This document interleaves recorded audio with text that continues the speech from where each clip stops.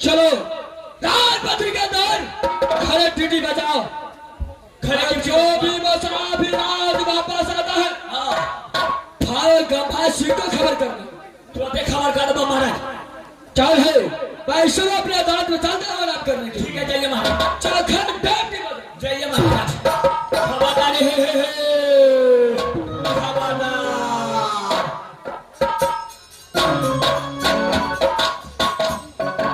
भाई यहाँ से अपनी भाई की ओर चलता उसका बाद देखा जाएगा।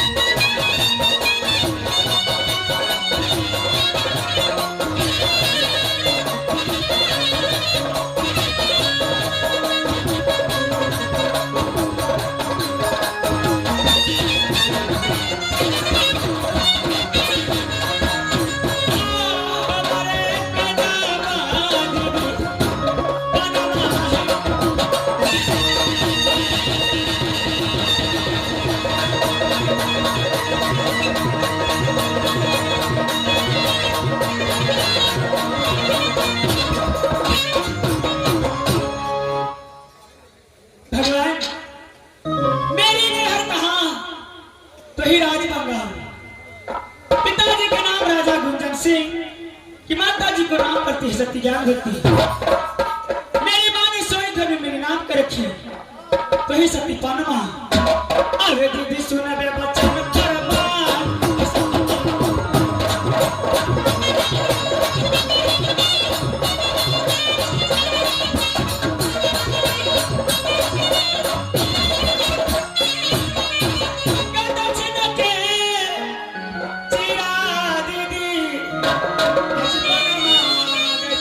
पत्रकार का चोरी लिया लगा और हो ना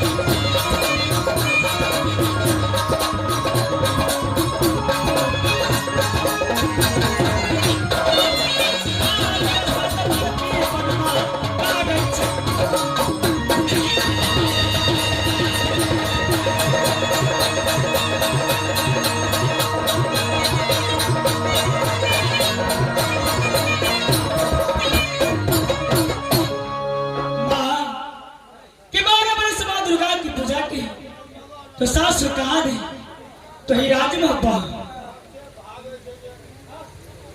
बहनी है सुनबा आदिया है मां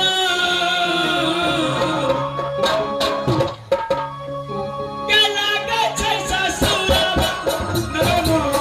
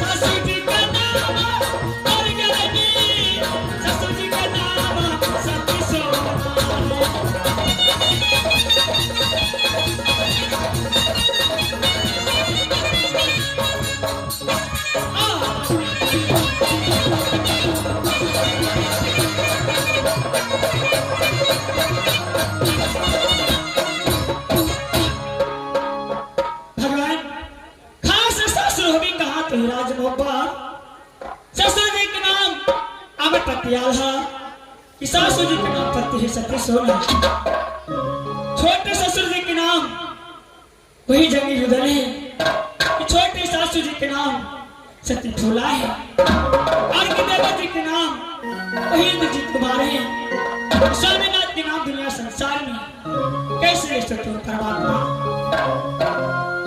भगवान मुझे तो शादी हो चुकी है लेकिन अभी तक गौना नहीं हुआ है स्वामीनाथ शादी करके मुझे राजमहल से कब ले जाएंगे नहीं ले जाएंगे कोई पता नहीं है जिस दिन से स्वामीनाथ शादी किया उस दिन से ना कोई खबर ना कोई परवाना भेजते हैं हर कोई बात नहीं है भगवान इस समय मैं मंत्री साहब को बुलाती हूँ मंत्री साहब कहाँ रहता है नहीं मंत्री जी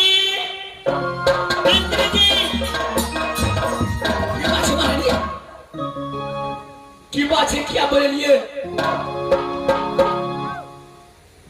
कहिया बोलिया हाँ हाँ नहीं बुझे छी सर की बात से कहबे तब न बुझबै मंत्री हाँ आपको इसलिए बुलाई हूँ हाँ। कि आप ड्यूटी कीजिए, मैं अपने रात में आराम करने के लिए जा रहा हूँ। अच्छा ठीक है, जा हम ड्यूटी करे छिताबा। ठीक है भगवान, इस समय मैं अपने रात में आराम करने के लिए जा रही हूँ। या भगवान, दिखी गई गैया साल, करवई भगवान।